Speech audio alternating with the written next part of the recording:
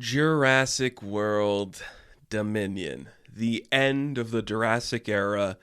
It's here. 30 years in the making, 6 movies. It's here. It's here. It's cinema. Okay. If you read the thumbnail, you know what I'm already thinking about this film. Let's start with this. The Jurassic World movies have kind of been diminishing returns.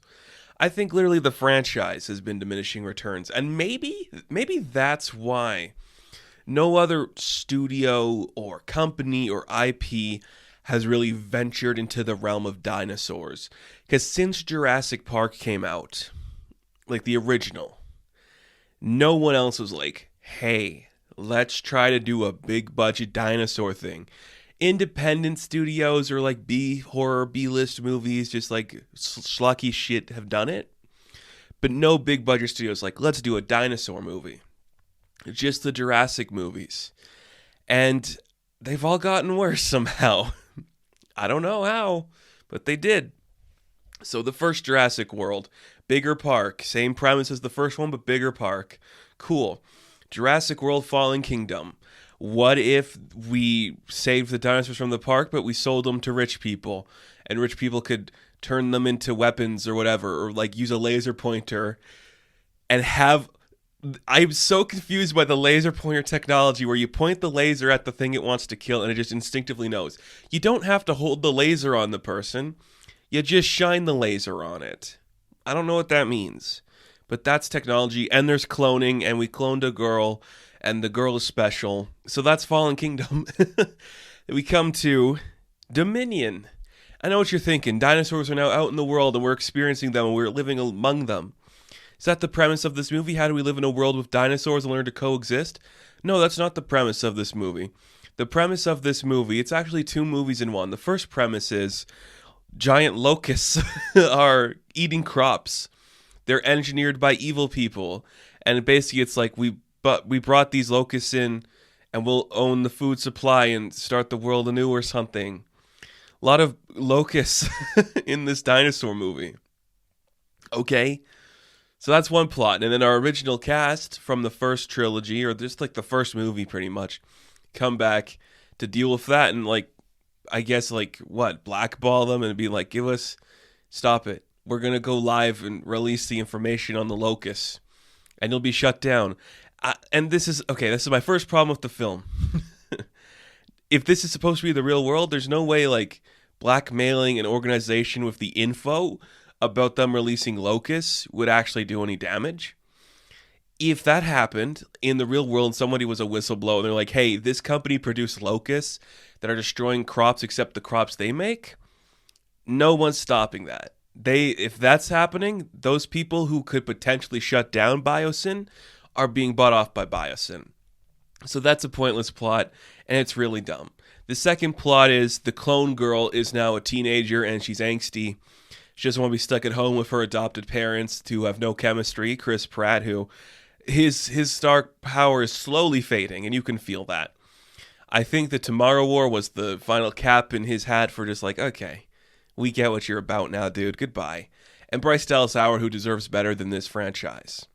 So they have no chemistry. They have an adopted daughter. She gets kidnapped by some people because BD Wong, who was a villain in the previous like iterations, has a change of heart out of nowhere, and he's like, I'm going to make this better, and you can do it, because your mom messed with her cells, and she used her cells to make herself asexual, and she could create her own baby, and that's what you did, and now you're like the perfect specimen, just like Blue was, and Blue had a baby raptor.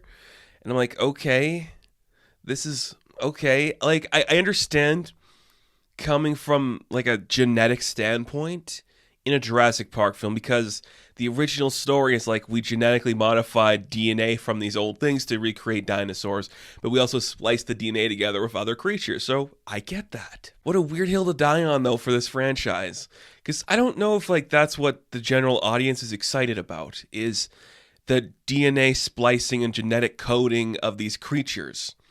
But there you go. So this girl, Maisie, is it Maisie? Yeah, who cares? She is a baby. She was born a baby, not a test tube baby. But the mom made her DNA altered, and she also had a genetic disease that didn't get passed on to the daughter. It doesn't matter. So she's kidnapped, but for good and bad reasons. Who's to say, really, because it doesn't care. And then what happens when the locust plot and the perfect clone plot come together? Not much. This is a pretty... It's exhausting. It's an exhausting film solely because there's really no purpose to anything going on. It feels like it wants to say something about the world. Like there could be an environmental standpoint where it's like if we learn to coexist with the creatures of our nature, then something would feel good. But then it's like, what if we lit all the grasshoppers on fire and sent them out into the wild to burn down a forest? And you're like, whoa, what are we doing? Why is that the case? So we're going to save certain animals, but it's so weird in a mixed bag of everything. It's trying too hard for everything. And this is like the end of the Jurassic era. It's their final movie. But the numbers are so good, you know it's not going to be the final movie. It's kind of just exhausting to watch everything going on. First off, out of every one of these movies, everyone, going back to the original from the 90s, every one of these movies, this is the one that is the loudest, and it sucks. Now, I don't know if this was just the theater I saw this in, didn't have perfect sound quality or was bad, but the audio at times was terribly mixed, and in certain moments I really did not like the sound editing and mixing.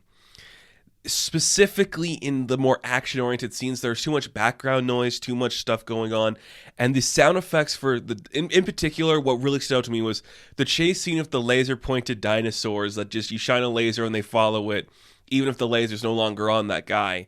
When Chris Pratt's man is on the motorcycle and the dinosaurs are chasing him, the sound effect for the dinosaurs, the sound of the motorcycle, the background noise of everything in the scene clashed terribly and sounded horrendous.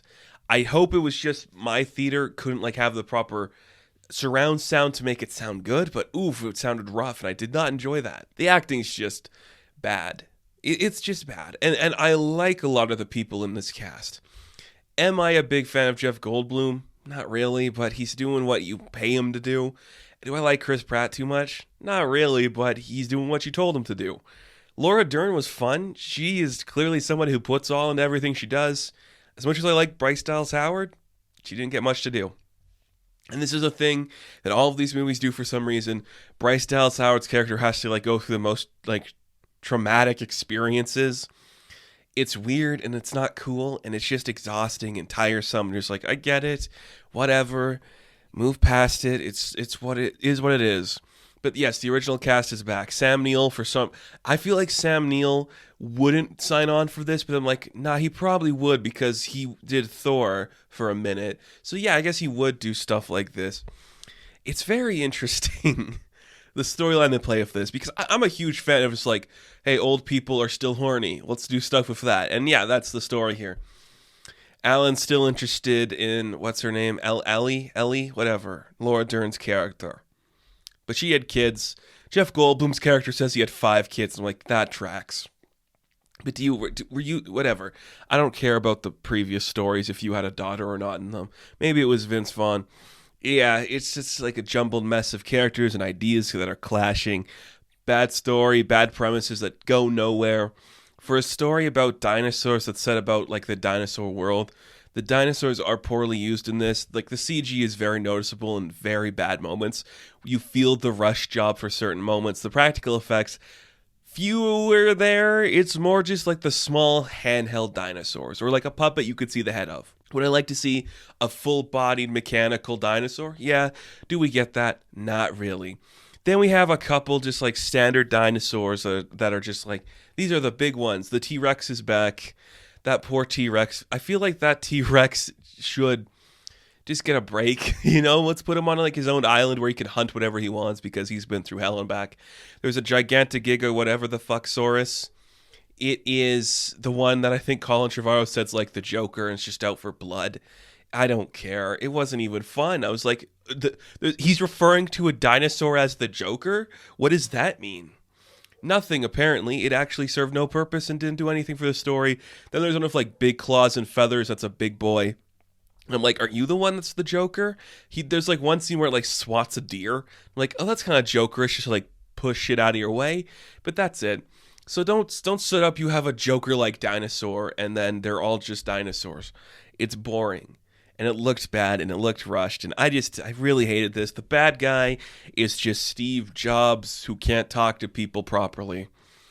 It's infuriating and I hated it. I got it. And then we introduced new characters. A pilot and a guy who understands how betrayal works. I don't know their names. I don't know if they have names. They're okay, but they're just there because we need more people to shove onto a helicopter at the end. Because when all of these stories collide, it's just like watching like a group of 10 people run away from something.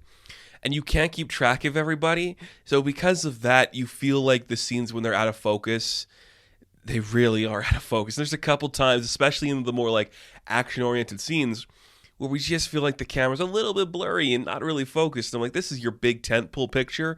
You can't give it the extra miles just to make it look polished and cleaner. Whatever.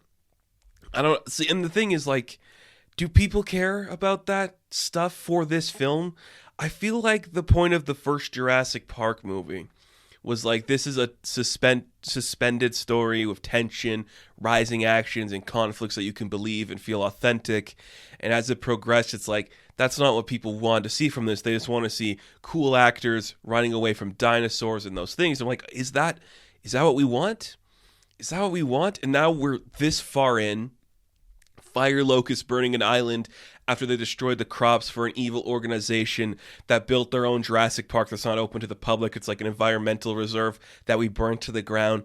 We have every original character coming back that's still alive, dealing with this new cast, and they're all meeting each other for the middle. And there's like this cloned girl of the granddaughter of the clone girl is the granddaughter of the friend of John Hammond, who also worked on the original park. And then the scientist who worked on the original park that had like one scene in the original movie worked with her mother and was like, your mother was building this stuff for something impressive. And then like, look what she did. She made you without flaw, and we can use you to like stop all this stuff. We can also use the DNA from the raptor to do that. But as that's going on, there's an evil subplot going on involved about like the corruption of organizations. And while we're doing that, we see this fight for like the mother and father to find their daughter again.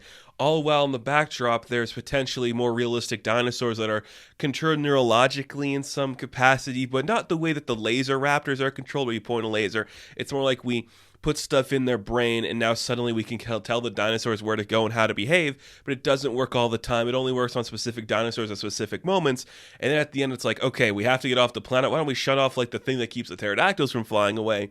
We put them on the ground so they can't get us up, but then we can somehow get up. And it's like, so we're controlling the pterodactyls to do that. But if the fact is like we turned that on, the other dinosaurs wouldn't be behaving. Only the ones that fly would be behaving. But then wouldn't like, oh. But this is the end game, the final installment for the Jurassic saga. Goes out on a whimper where nothing truly happens and everything goes exactly as you planned. There's no tension, no creativity to it. Just an ending to a film that's 2.5 hours long with characters you like doing nothing you enjoy. And it's really just stale and boring. And it really got me thinking. And this will probably be its own video at some point. But the Lego sequel has really, really suffered lately, hasn't it? And it sucks because we just had Top Gun Maverick, which was this brilliant piece of filmmaking. Absolutely breathtaking, a stunning film that knew exactly what it was doing and told a precise story. And I wonder if that's just because it's Tom Cruise, and that if Tom Cruise wasn't involved behind the scenes in Top Gun, it would be a piece of shit. And I think it would. I think because Tom Cruise was there, it saved Maverick. I think nobody involved in Dominion is a big enough fan of filmmaking and storytelling, and they're more fans of Jurassic Park, if that makes sense. Or it's more like, let's get the Barbasol container again, and the same raptors that kill Newman can come in and kill the evil Steve Jobs guy. And you're like, okay. And then Ellie can wear like the same outfit she wore in the first movie and do like the same thing where she takes off her glasses and she's like, hey, dinosaur. And it's like, really, is that the story we want to see? But she's just looking at like locusts and shit? Or do we want to see like Alan like still like haunt kids by talking about how a raptor slits your throat? You're like, what? Why do we want to see that? There's literally a scene where like Jeff Goldblum has his shirt unbuttoned and the female character's like, okay, dude. And he's like, oh, okay, sorry.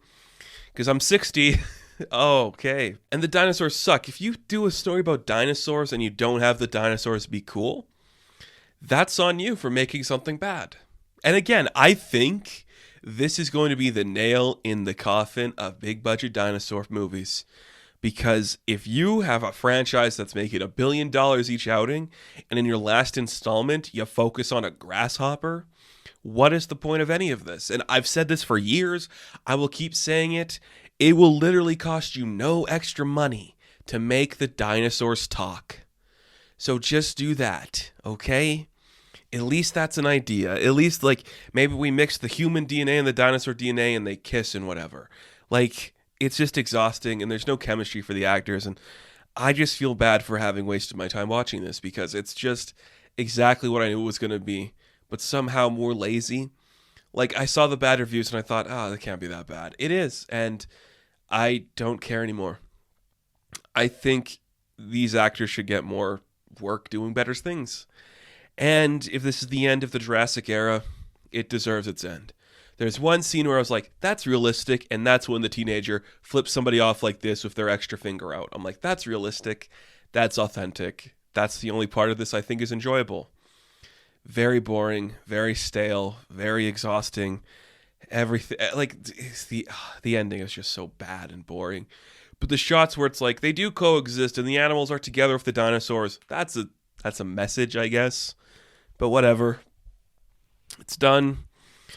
Long live the Jurassic era and say hello to the Triassic. Is that where we're going to go next? Or the Cretaceous? I said Cretaceous a lot in this film. Makes me think we're going to do like a Cretaceous Criterion collection of whatever. Okay. That's it. That's got to be it. Yeah, it's bad. It's bad. Just don't watch it, please. Just don't watch it. So Jurassic World Dominion, the end of the Jurassic era, I'm going to give a 3 out of 10. Now, thank you guys for watching this review. Be sure to like and subscribe to the channel. As always, you can check me out on Instagram, TikTok, and Twitter. And as always, I will catch you in the next one. Have fun. Stay safe. God help us all. Good luck.